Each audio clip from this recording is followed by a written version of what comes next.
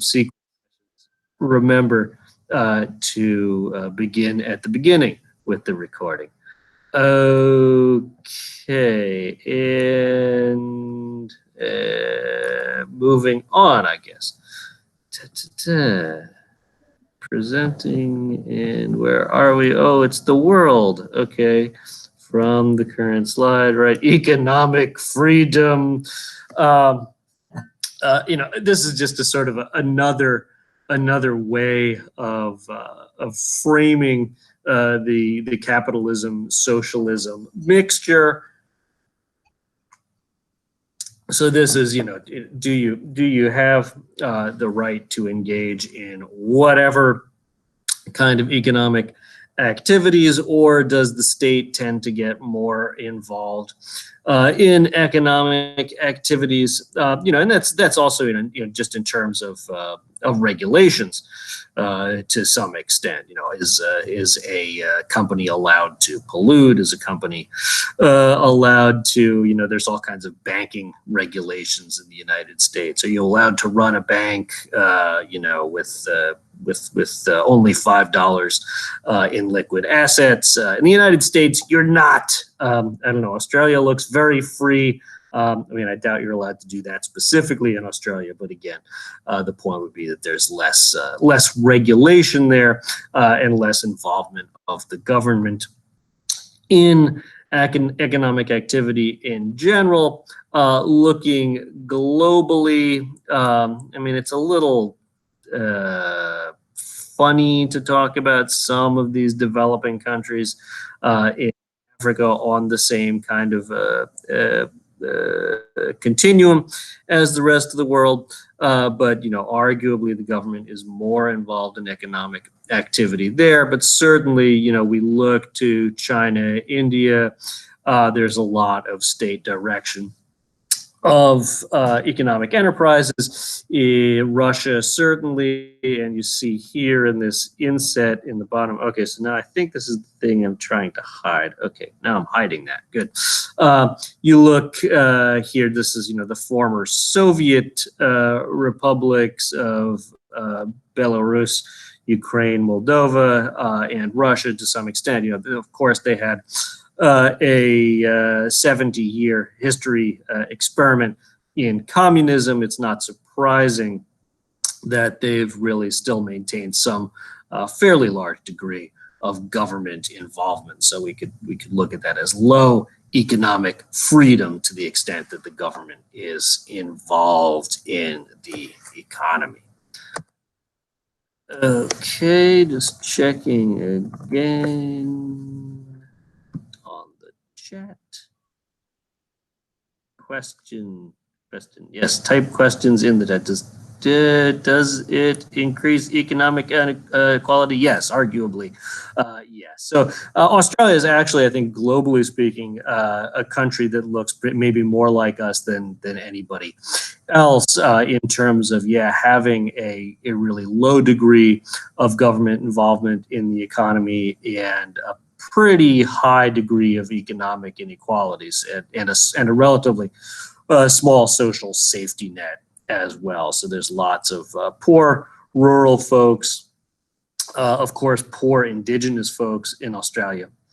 And Sage asked a question. I thought I got to Sage. The difference between the ideological difference between socialism and communism. I thought, is there still confusion about that? The point being, is more okay.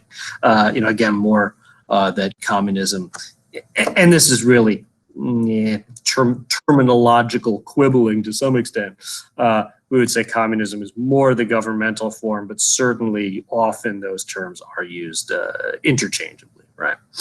For our purposes, though, for today, we're talking in terms of socialism as being the more pure economic side of things.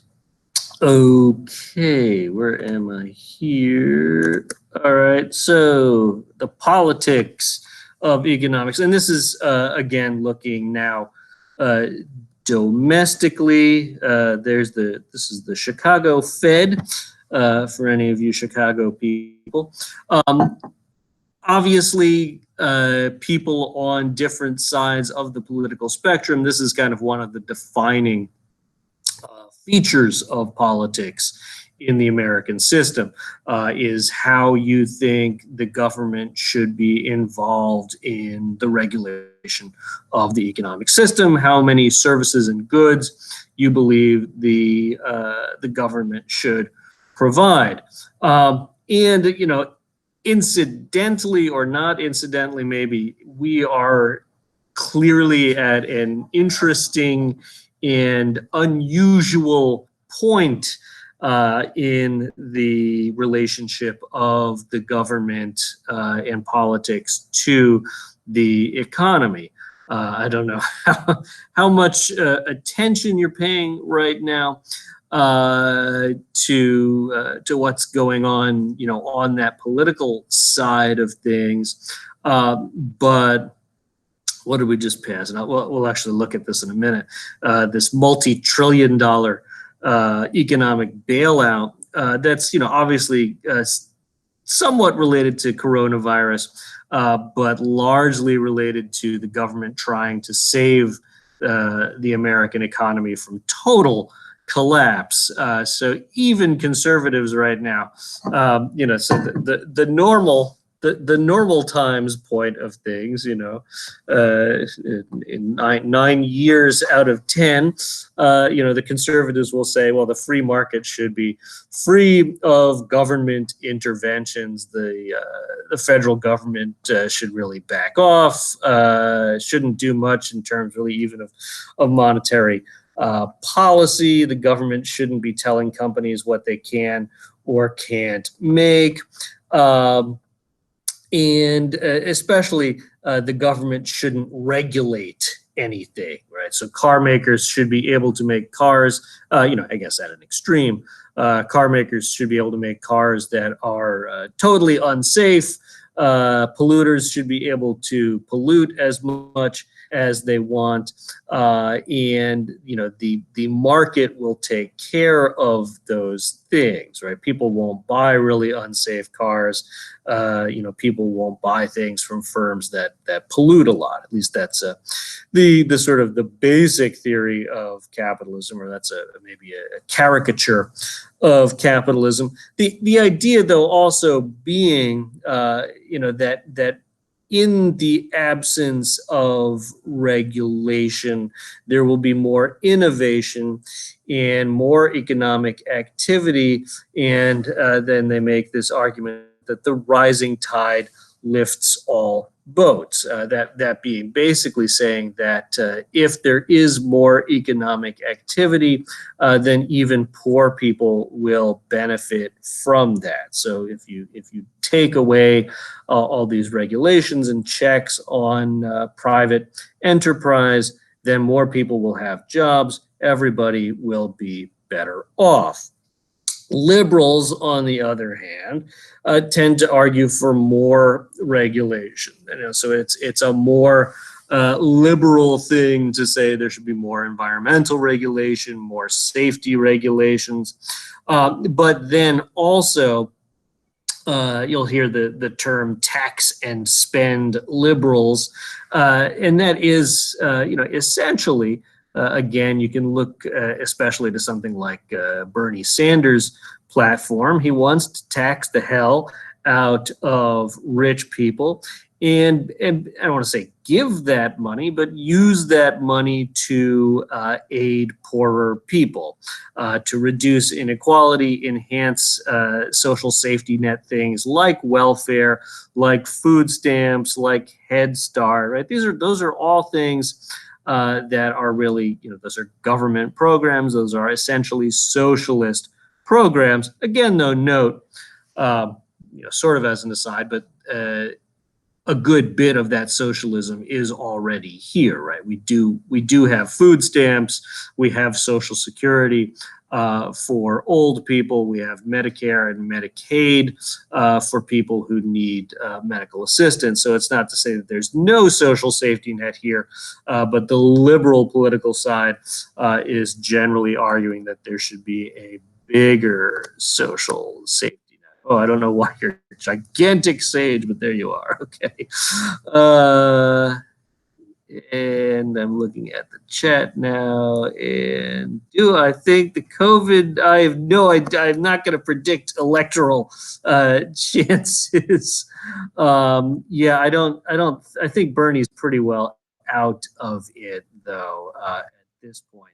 And yeah, it really is an interesting thing to see. Well, let me get back on track here, and we'll see the the how that in a moment we'll see how that that aid package is actually being played out. And the question about the deficit is an interesting one that seemingly, at least in what I'm reading, very few people are worried about that at the moment, which might be a problem in the not too distant future. But we're going to worry about COVID-19, I guess, and the potential recession at the moment. We'll deal with the deficit later. Political economy. The idea here again is that politics and the economy are pretty closely tied to each other in all real existing states. So we put up this this quote here. This is a button from the 90s of Bill Clinton saying, "It's the economy, stupid." And that was a thing that I think it might have come from Jim Carville, his campaign advisor in 92. But essentially, I think all political campaigns recognize this, that as a politician, your number one issue always has to be the economy. Sometimes that's more true than others. Clearly during like the recession in 2008, 2009, that played a lot more into that election of Obama than it did in the 2012 election when the economy was better. But still, there are a lot of questions always for politicians of how is the government going to deal with the economy. And so we do often talk about the politics and economy as being intertwined. But at the same time, one can certainly, and plenty of people do, study governance separately from economics. So you can study the government purely as this formal organization that directs politics. Democracy and authoritarianism, we can think of as these two sort of, again, ideal types, forms of government. Democracy being ruled by the people. Of course, we do not have a pure democracy in this country, right? We have a representative democracy. So every 2 or 3 or 4 years, we elect people who could then go on to arguably be somewhat authoritarian during their terms of office. Authoritarianism, again, the ideal type is rule without political participation.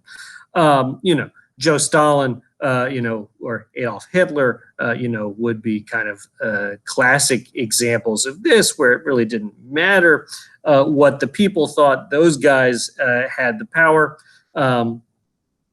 They had the military under their thumb, and everybody just kind of had to go along with what they said.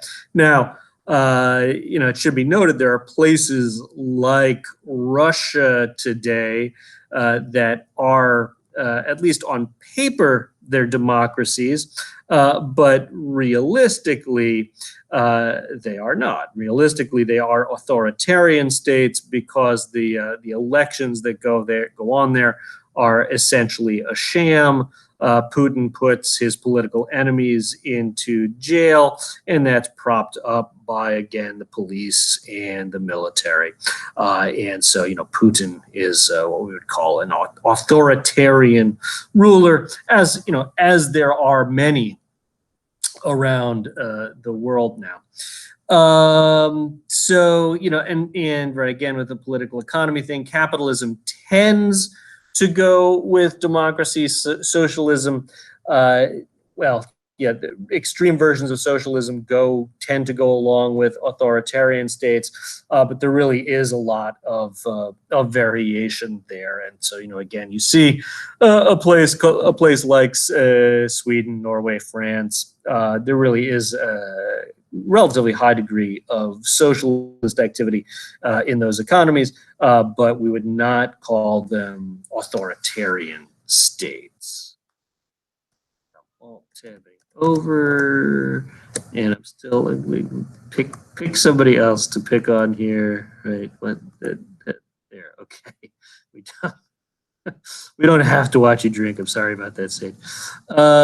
Do I think Trump's relief? No, I don't think that's going to be perceived as a. So this is going to Maddie's question, where she's asking, do I think Trump's relief, I think you mean relief package, will secure him re-election? I think what the perception is right now is that relief package is really bipartisan, at least, although it's interesting. Apparently he wants to have his signature on the checks that go to everybody. Traditionally, yeah, if he wants to have his name on the checks, exactly. The traditional thing with that is to have the Secretary of the Treasury sign them. And I expect that's what ultimately will happen. And like I was saying, I think the broader perception is that the relief package is bipartisan. And yes, if he signs, right, we could have him just signing checks for whatever, for 100 million Americans. That would keep him out of press conferences for a while. It's an interesting point, Sage. Yeah, no. So I think other things will be at play in the election, but it's good. It's good to think in this way, right? To think like, whatever economic activities the political leaders engage in, in our democracy, those are very closely watched by the people and really do play an important part in politics, right? In electoral politics, and saying, well, if this guy's doing a crappy job with the economy, and that's arguably what really killed George Bush the First's chances in 1992, was that he was overseeing a really poorly performing economy, and so Clinton, who was nearly unknown on the national stage, really could sweep in then and make pretty significant changes.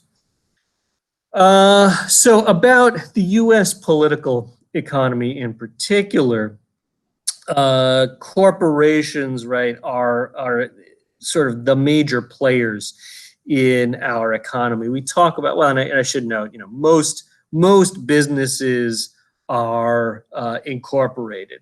Even if if your parents own a small business with 5 or 10 people, hopefully they are incorporated. Usually they'll do that as what they call a limited liability corporation, an LLC. And really the idea there is, as it says in the name, they limit the liability of the owners of those corporations. So when you create a corporation, you create this, yes, a legal entity with rights and liabilities. Corporations can do things. Corporations have rights in a very similar sense to how individual human beings have rights. So a corporation has the right to due process in the courts, for example. And the important point about the limitation of liability is that if you are a business owner, and again, this goes to the very large scale of things, the BPs and the Exxons of the world, when they, for example, the Deepwater Horizon 10 years ago, when that blew up and leaked oil all over the ocean, only a very few individual people, human beings, had any sort of responsibility, any sort of legal responsibility to that. Really, the owners of BP, the shareholders of BP, were not exposed to liability for harming the communities along the coast or for killing dolphins or whatever happened. But the corporation did, so the corporation ended up paying, I think, the largest settlement fee in any case in U.S. history. But again, that devolves to much smaller corporations as well. So if your parents own a bakery and somebody slips and falls in the bakery, if they've done their due diligence and they've incorporated as an LLC, somebody can sue the bakery but not sue your parents. So your parents might lose the bakery, but they won't lose their own home, because you can't sue the business owners as individual people if they're properly incorporated. Okay, that's a very long dissertation, sorry, on the limitation of liability that corporations gives to people. The broader points, though, with respect to political economy, is that these corporations are very powerful in the United States. And we'll see in a minute, they play quite a significant role in American politics, in directing how the economy is organized. So this is maybe this is too much of a Bernie sort of a statement, but it's it's sort of a situation where the foxes watch the hen house. That's what we call regulatory capture. So often in the banking industry, for example, the people who are regulating the banking industry are former bankers themselves, or are really, are operating under laws that were crafted by people in the banking industry. Again, though, we're at this really interesting moment, though, where corporations are seeing their power challenged to some extent, specifically with the COVID-19 bailout. The president has been extremely reluctant to invoke this Defense Appropriations Act. That he enabled the act, but then he could order corporations to make ventilators, to make respirators, to do any number of things. Crank out more toilet paper. He's been very reluctant to do that, although I see today the Ford Corporation is going to be making ventilators. So we see that the government ultimately has a lot of power over these corporations, but generally doesn't use it very much. Let me just check for questions. There's something waiting. Do I think the cruise line? It will look at the cruise line industry, and I'm not sure about that. Yeah, because as you say, right, most of them are under countries' flags, and they're incorporated elsewhere. Yeah, the industry itself maybe not so much, but of course, individuals who work for the industry who get furloughed, if they're American citizens, they will be getting those checks. Taxes dedicated to narrowing. Okay, so Jasmine's question here. taxes to narrowing economic gaps and how it could be done in a way that would be supported by, yes, how could you do it in a way that would be supported by Republicans? And yeah, basically, right, that in the current environment does not happen.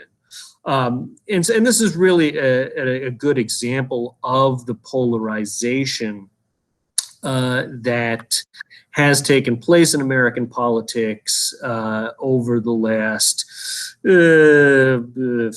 40, 50 years, really since the end of the Nixon administration. If you go back to the Nixon administration, you'll actually see that there were proposals on the table, to use taxes in that way, to tax rich people at a fairly high level and provide a guaranteed annual income to lower class and working class people. That's essentially the proposal that Andrew Yang was resurrecting in the most recent primaries here.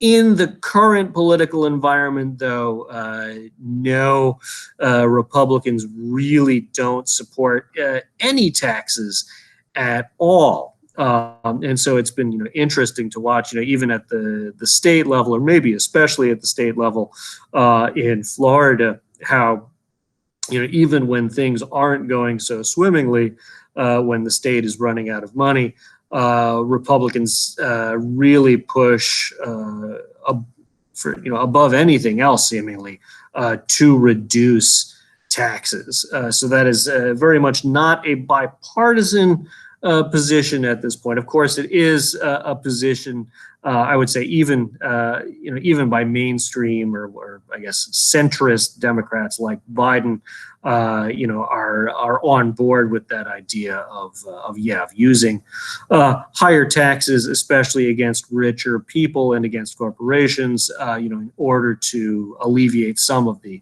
economic inequality in this country. Yeah, but it is a very politicized issue at this point. Okay, monopolies. Specialized idea, and it sort of sounds like something out of the 19th century here, and that's really what is going on. So this is a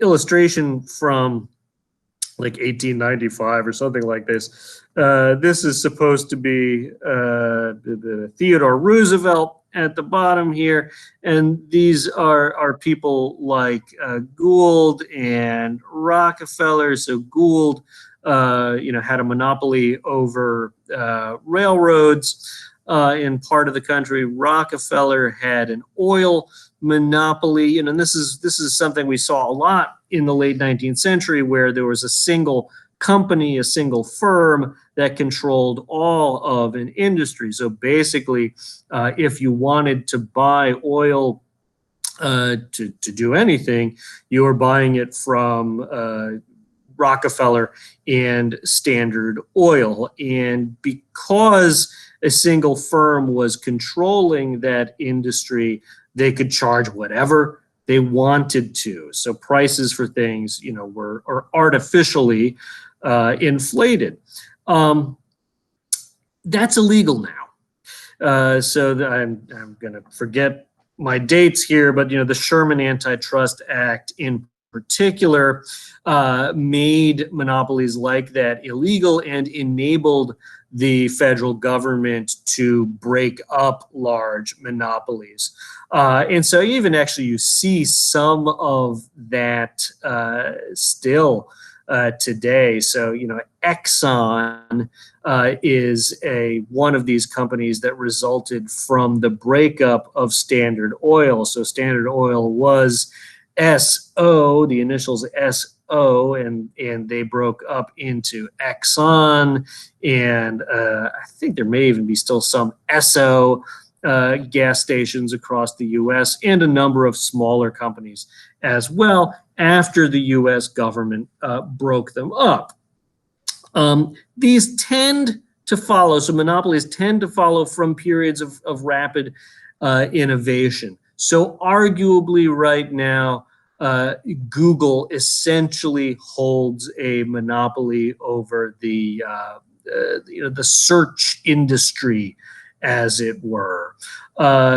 Tesla, is tending towards a monopoly of fully electric cars. Amazon has, not quite, but near monopoly power over electronic commerce in this country.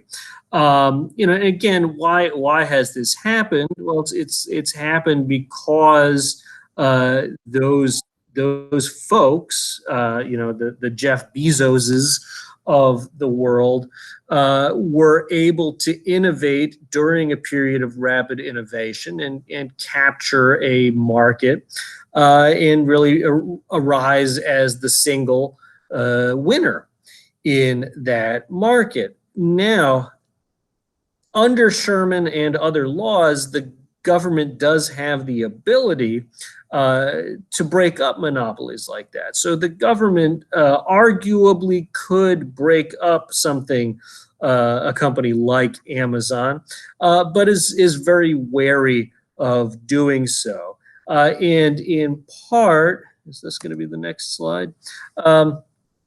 Not exactly, but in part, it really is because of the political involvement of those companies in the electoral process and their strong ties to government. So let me again check the chats. Where's the chats? There's the chats. Okay, politically, so.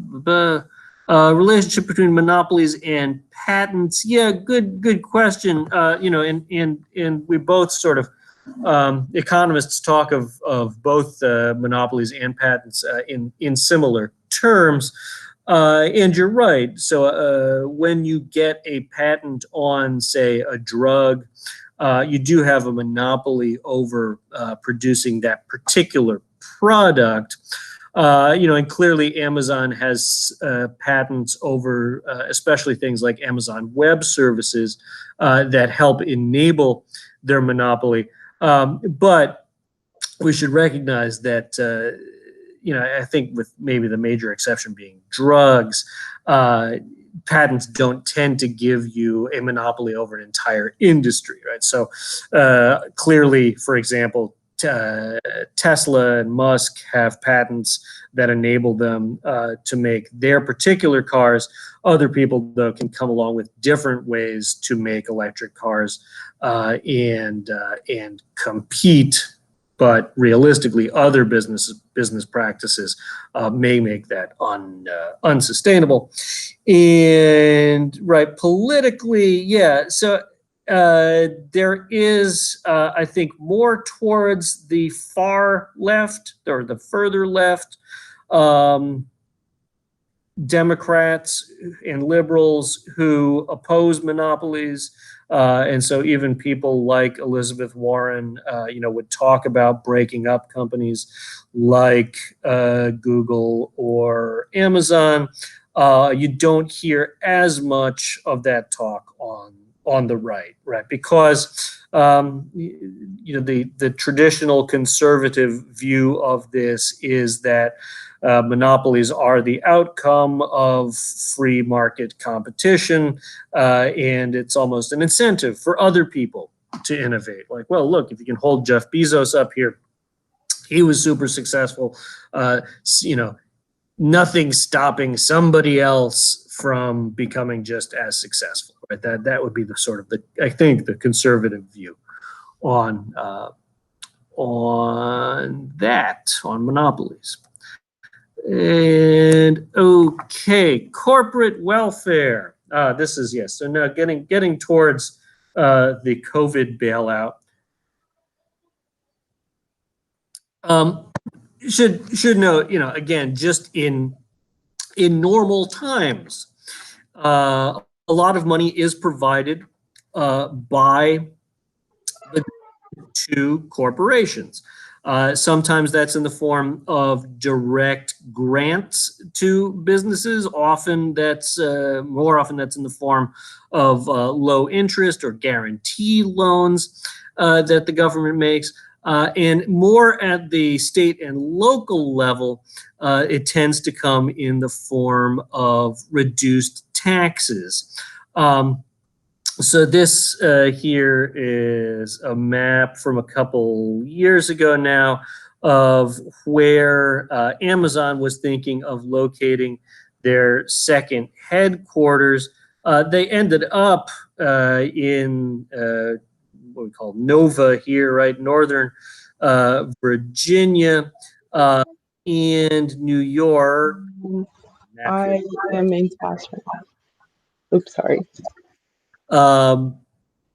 What we saw though during the proposal for Amazon to start this second headquarters though was that all of these different places, these 20 finalists, were competing with each other to offer tax breaks to Amazon, even to offer them things like land. So there are a number of places where the government owns some land, the state owns some land, they've foreclosed on somebody for tax purposes or something along those lines. And all of these different places were competing with each other to try to get Amazon to move their headquarters to these places. The reason they do that, obviously, this is the hope/promise here, is that when Amazon moves there, that's going to bring a bunch of jobs. So unemployed people or underemployed people could get a job, working for the Amazon headquarters, and of course, this would improve the tax base as well. The reality, though, often is that businesses don't live up to their promises. We haven't really had enough time to see if Amazon has had this kind of positive impact on the economy in Northern Virginia. I kind of doubt that it would be even measurable because the economy in that area is so good to begin with. But we do know, for example, there's this company Foxconn that's a Chinese company that makes TV monitors in Wisconsin. They promised all kinds of jobs, and the state gave them land and tax incentives to come, and they were supposed to create thousands of jobs. They've only created about 250 over the last couple of years. So often really we see that that's the outcome here. Places compete with each other to get these companies. They bend over backwards, spend a lot of money, but then ultimately the companies don't really come through with the jobs and the taxes. So with respect to bailouts, we saw obviously in 2008, 2009, what do we call it? The Toxic Asset Relief Program, the TARP bill of 2009 was probably the biggest part of this, where we were rescuing banks and mortgage companies from financial ruin. And we're doing a similar thing again now, well, similar but different, right? Because we're facing another recession. So I hope you can see some of the details here, right? So cruises. So Megan had that question about the cruise ship industry. They did not. They're not getting a big enough part of this that they are analytically separable from other corporations. And so you'll see here that the largest part of this $2 trillion CARES Act. This is that the $2 trillion bill that was signed into law. I can't even remember, late last week, early this week. The largest part of it is, in here with for large and small businesses, right? And interestingly, this time the plurality right? The largest single share in, at least by this breakdown, goes to individuals, right? So these are the checks that you and or your parents are eagerly anticipating, right? These cash payments of $300 billion that will be on the way in April, and also the $260 billion in unemployment benefits. But then, of course, you see lots of what we might call corporate welfare as well here. And so, this is really the question for a lot of people: is what is this $425 billion going to be? And there's a lot of political jockeying, political arguments going on right now. Trump wants to have total discretion to give that money to whoever and not have to report on it until after the next election. The Democrats are yelling at him that, no, you have to, give us an accounting of where all this money is going. So, it's is it a slush fund? I don't know. We'll try to see. Clearly the airline industry is one of the worst impacted by this current crisis because nobody's allowed to fly anywhere, and so they're giving the airline industry $58 billion. I will say though, you should note that this time, a lot of these grants and loans come with stipulations that they can't be used for big bonuses for CEOs. That was a big problem with the TARP program and the bailouts in 2008, 2009, is that they continued to throw big money at the richest people, right? Taking government money, taking taxpayer money, and paying huge wages to CEOs. There are some provisions in here for that not to happen. But then, of course, here we see small business loans to help keep small businesses afloat during this recession. And then a large chunk of money here specifically for COVID-19 response, for public health, for hospitals, et cetera. Oh, no, public health is separate here. $153 billion, including $100 billion for hospitals, and then higher ed family programs.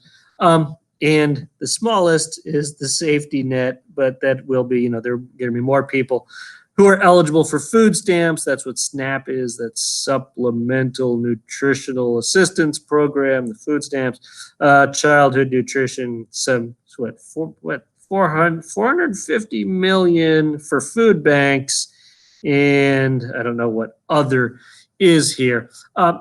Should say all of this can be or often is couched as, it's all going to help working Americans. The argument being that this money that's being paid to large corporations will ultimately end up as wages. Of course, we know that that's often not really the case. A lot of that money tends to go to buybacks, but again, they have been working hard to try to craft the law in such a way that most of this money ends up in Americans' pockets. And does that make sense to people?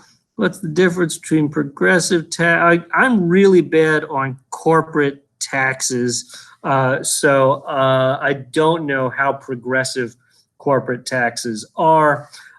Progressive tax on individuals, though, I think we talked about that earlier in the semester, right? But just remember, that's the idea generally, that the more money you make, the larger share of your taxes, or the larger share of your income you pay in taxes. Notable, though, right now in America at the individual level, our taxes are not especially progressive. The big question also here, will the stimulus package increase inflation? We would predict that it should. We would expect that it would. However, prices on major commodities have plummeted so much that that's a counter pressure on inflation. So I'm not an economist. I'm not sure, but I'm not hearing a whole lot of concern about inflationary pressures at the moment. Yeah, but that would be a sort of a logical outcome. Okay, other dimensions here of our political economy. So an oligopoly is kind of like monopoly, except you have a few firms that are controlling an entire industry. So the cell phone industry is a good example here. All of those little cell phone businesses, the Crickets and the Boosts, the little strip mall cell phone companies, they all are actually buying their network space from just the four big cellular services. And again, the concern there is that in having just a small group of companies, they can keep prices high, and it's easy for them to coordinate with each other to set prices. So price setting is illegal, but we know that it happens. The most recent example I know of was several years ago when different players in the milk industry, it turns out there aren't very many milk manufacturers in this country, but they were colluding to keep the price of a gallon of milk artificially high. And so we are concerned about oligopolies. Conglomerates, just another, important key term here, is big corporations that own smaller firms. PepsiCo is the example here. These are all Pepsi brands. This is all owned by Pepsi, and they also own, smaller firms like Taco Bell and other things like that. Interlocking directorates are these situations that you have when there are different boards at different companies and things like nonprofits or government agencies sharing individual people. So when different people serve on multiple boards, as is illustrated in this is from Ralph Domhoff's website. Domhoff studies inequality, studies a lot of this elite formation in the U.S., and he's mapped a number of these companies.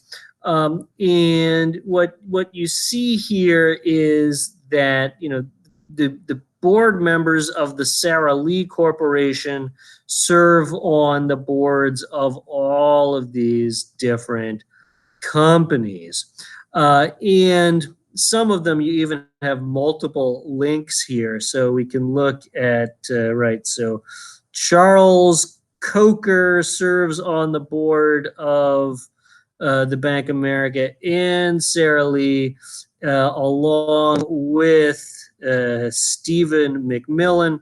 And also based on this, you see that the same color represents an individual. So this one light blue guy, Willie Davis. Willie Davis is on the board of all these different corporations. What this suggests, and why certain people like Domhoff see this as potentially problematic, is that this allows these different boards to coordinate with each other, potentially to avoid competition with one another, to really allow the rich to get richer. And the argument here as well, we don't see this so much here on this table, but these guys also often serve on the boards of think tanks or on special government commissions that have really close ties to the government. And so what ends up happening is that they get very favorable legislation crafted that benefits them, again, arguably at the expense of the consumers and smaller taxpayers. And I don't see questions on that, so I'm going to move on. So yes, this goes to this broader point that corporate money has a lot of influence on the U.S. political process. Of course, anybody can donate to any political cause. Individuals are, very much able to do that. But the question is whether corporations have a sort of an outsized influence or an undue influence because they do command so much money. Generally speaking, we call the groups that lobby the government special interest groups. So that that includes these large corporate groups like the American Chamber of Commerce, or I don't know if I've shown you guys, like different industries like the marijuana industry have their own special interest groups that lobby politicians. And what that lobbying is on a certain level, it's just talking to legislators to try to get them to pass laws or not pass laws that work in their interest. Realistically, though, we see quite a lot of influence by corporations because they are allowed to make very large donations to not necessarily the politicians themselves, but often to what we call PACs, super PACs, right? These political action committees that support either special interest groups' causes or really often individual political campaigns. So these PACs can take essentially unlimited money from companies and individuals, and as long as they don't directly coordinate with an individual's political campaign, that activity is perfectly legal.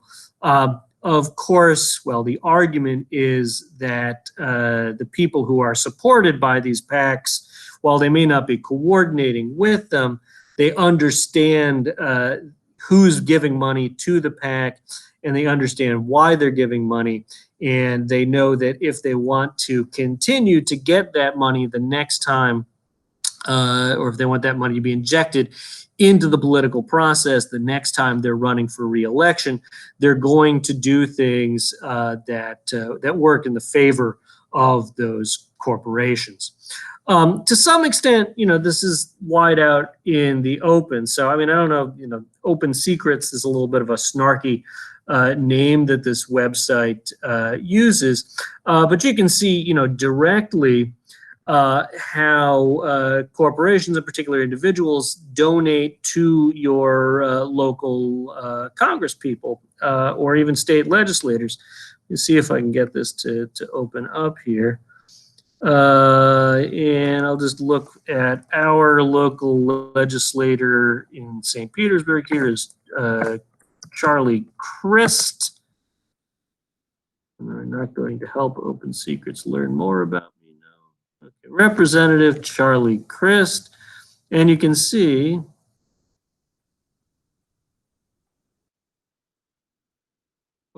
kind of totally how much money he's gotten in the last year, but then who has given the most money to him over the last year. And so you see, I don't know who Southern Glazers Wine is, but L3 Technologies, you may be familiar with them. Even if you're not familiar, you're familiar with them. These are the people who make the scanners at the airports that blow on you and look at you.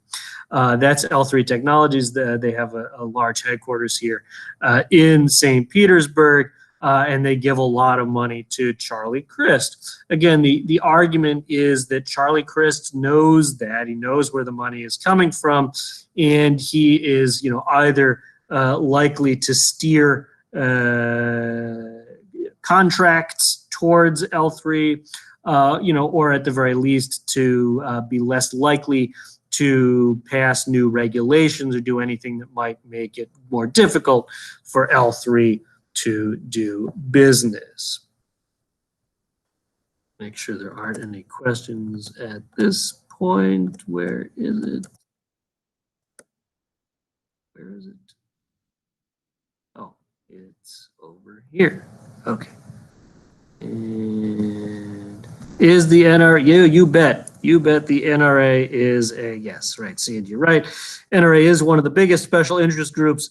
And I mean, NRA presents an interesting kind of example too, because on the face of it, NRA, the National Rifle Association, right, looks a lot like a sort of organic special interest group that's acting on behalf of gun owners. And that is, sort of the characteristic of certain special interest groups, is that they're really representing individuals and individual interests. The interesting thing about NRA, though, is that most of their money actually comes from the large corporations. So they're a kind of a fun, hybrid, right? Or at least an interesting case to study, where they appear for most intents and purposes to be representing individuals' interests, but in reality, at least additionally, are representing major corporate interests as well. So companies like Browning and Glock give lots of money to the NRA to represent their positions. Okay, so PACs mostly covered this, right? We call that money soft money, because it's it's not a direct donation to the candidate. We should note, this is a relatively recent case law. This is case law over the last 15 years or so, where, in the 2002 campaign finance reform, those PACs were severely curtailed and limited. But the Citizens United case that went before the Supreme Court said that super PACs can raise unlimited funds if they don't do this coordination with the candidate. And the position that the Supreme Court took on that was that limiting donations to political action committees was an unconstitutional limit on free speech. And I think that's a fairly active discussion still today, is whether it makes sense to say that money is the same as speech. Other points we should know about American politics, we don't vote much. We don't vote nearly as much as many democracies do. So, a high turnout in America is like 50 or 60% of people, and that we only see that during presidential elections. Local elections will sometimes get 10, 20, 30% of voters turning out. And there's a number of questions as to why that happens. Partly the argument is that, some people argue that the politicians want it that way, that they do things like, make it difficult to vote early or hold elections on Tuesdays, because that suppresses the number of people who will vote. It's difficult for working people to vote in this country. Others, though, argue that people are indifferent to politics, or that they're basically satisfied with politics. They don't care enough to vote, or finally, alternately, that they're alienated from the political process, so that they view it negatively. And I'm sure you've probably talked to people who have a view like that, right? Something along the lines of, it doesn't matter who I vote for, they're all the same anyway. I think I would argue definitely against that position, right? There are pretty significant policy differences between not just the different parties, but certainly between different candidates, right? So don't be apathetic. So who votes? Rich people tend to vote more. Again, they have more discretion over their time. They can take off from work and make it to the polls on Tuesday. Older people, again, have more time on their hands. Voting gives them something to do, and they're also just more politically engaged, have more time to pay attention to the issues. Race-wise, I'm not going to get into this. There's a whole long history of African Americans' battle for voting rights. Interestingly, what that results in is a considerably higher proportional turnout for African Americans than for white Americans, and also African Americans tend to vote for Democratic candidates at this point.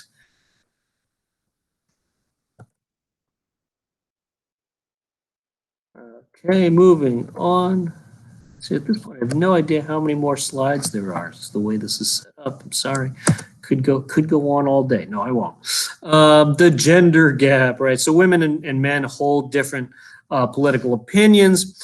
In general, women are more likely than guys to vote. They're more likely, we say, support vulnerable populations. What this means is they're more likely to vote for minority candidates, but even more to the point, they're more likely to vote for candidates who advocate for things like welfare or social safety net programs, and they do tend to vote more Democratic, although there's plenty of Republican women in America.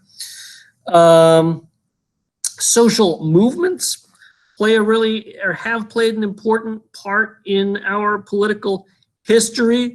Many movements have been successful, right? So we look at the women's movement, and when we talk about successes, different movements have different measures of success. But I think, especially towards the political point, is to look for where there have been legislative or judicial successes, right? So the women's movement got legislation crafted like Title IX legislation in the Civil Rights Acts, that gives equal opportunity to women. The Black insurgency, the Black civil rights movement of the 60s opened up a whole bunch of civil rights, everything from equal access to schools and jobs to empowering voting rights, especially in the South.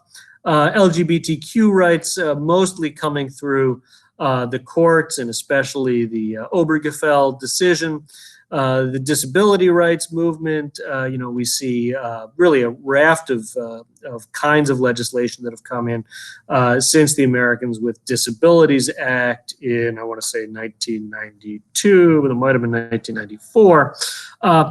But with all of these, the point is that these different groups, women, Blacks, gays, lesbians, disabled people, have had to organize and either engage in protest or in powerful lobbying in order to advance their position. I'm not, I don't really agree with the text's framing of this necessarily. I don't encounter many people who say, well, there's no point to social movements because the system hasn't fundamentally changed. That's a pretty radical position on movements. Again, they have made quite a difference. But you can see, I guess there is some room for pessimism here. We still have quite a high degree of economic inequality. We have quite a lot of degree of corporate power in America. But still, I would say, the victories of social movements are important and notable despite the problems that continue to face us. Looking quickly here at the social theory around political economy. In structural functionalism, you get this pluralist model. Pluralism is essentially the argument that in our democracy, different groups vie for power, and no one group really wins out. I've always seen that, and Dahl's work is really more at the municipal level. He was studying New Haven politics in the 60s. I think that the pluralism works pretty well at the local level. I think it's not really applicable at the nationwide level. And so we can also turn to conflict models. Mills's idea was that the power elite, a small group of elites, control politics. You could see that reflected in those interlocking directorates that we looked at before. Eisenhower specified that as the military-industrial complex. Mills called it the triangle of power, and that's the military, political leaders, and economic leaders. Again, the argument being that those elite groups really run the country and ultimately direct policy that applies to everybody. The Marxian spin on that is that capitalism in general naturally, basically, causes money to concentrate in the hands of a few very rich people. And of course, when they get the money, they get the power. Okay, so movement organizations. There are movements that are sort of meta-political movements. Obviously, you have your main political parties, but then there are, again, these meta-political groups like voting rights organizations, the League of Women Voters, Rock the Vote, who are at least nominally nonpartisan, just try to get more people voting, although in general, these are seen as somewhat leftist organizations because the more people who vote, the more Democrats get elected. Tends to be very roughly the rule in this country. And yeah, we're basically at full time. Again, I forgot to start recording everything, so there's a little bit of a cutoff there. But yeah, you'll be able to view most of this, and if you happen to miss it in the future, you'll be able to go back and have a look. Yeah, again, we're at full time for the day. If you have any follow-up questions you want to send me over email, I'm more than happy to look at that, and I'll see you again on Thursday. So I'm going to be signing off now, and you can get to your next session or on with your day. Bye, Professor.